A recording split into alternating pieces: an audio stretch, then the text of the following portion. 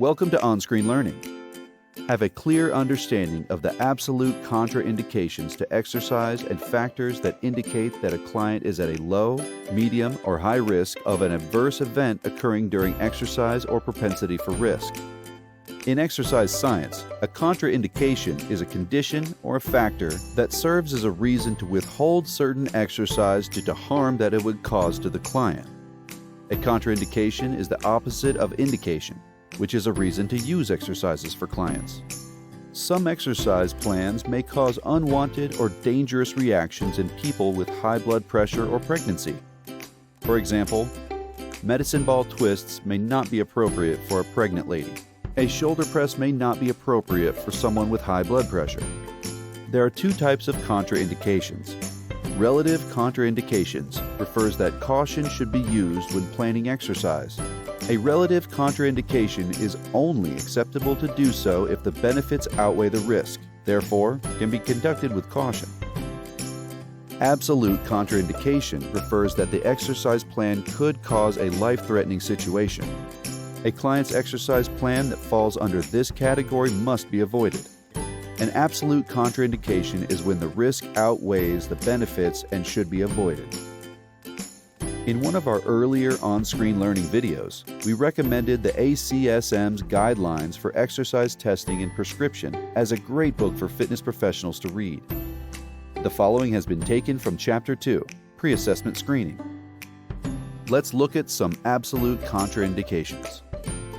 A recent significant change in the resting electrocardiogram suggesting significant ischemia, recent mitochondria infraction within 2 days, or other acute cardiac events, unstable angina, uncontrolled cardiac dysrhythmias causing symptoms or hemodynamic compromise, symptomatic severe aortic stenosis, uncontrolled symptomatic heart failure, an acute pulmonary embolus or pulmonary infraction, acute myocarditis or pericarditis, suspected or known dissecting aneurysm, acute systemic infection accompanied by fever, body aches, or swollen lymph glands.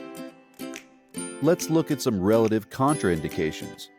Left main coronary stenosis, moderate stenotic valvular heart disease, electrolyte abnormalities, for example, hypokalemia or hypomagnesemia, severe arterial hypertension, for example, systolic blood pressure of less than 200 millimeters of mercury and or systolic blood pressure of less than 110 millimeters of mercury at rest, tachydysrhythmias or bradydysrhythmias, hypertrophic cardiomyopathy and other forms of outflow tract obstruction, neuromotor, musculoskeletal, or rheumatoid disorders that are exacerbated by exercise, high-degree atrioventricular block, ventricular aneurysm, uncontrollable metabolic disease, for example, diabetes, thyrotoxicosis, or myxedema, chronic infection disease, for example, HIV, mental or physical impairment, leading to an inability to exercise adequately.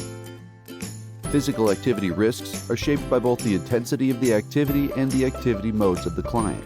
Some health-related physical fitness assessments need vigorous to maximal intensity exercise, and it is not unusual to give these measures to clients who have not been frequently active. In these situations, the pre-assessment health screening methods may be complex. The pre-assessment screening, like the informed consent, is a dynamic process and will differ in mode and element in the screening process. The pre-assessment screening can change depending on the client's health and medical situation. For example, health conditions or diseases, or the exercise aims of the individual, for example, moderate intensity versus vigorous intensity.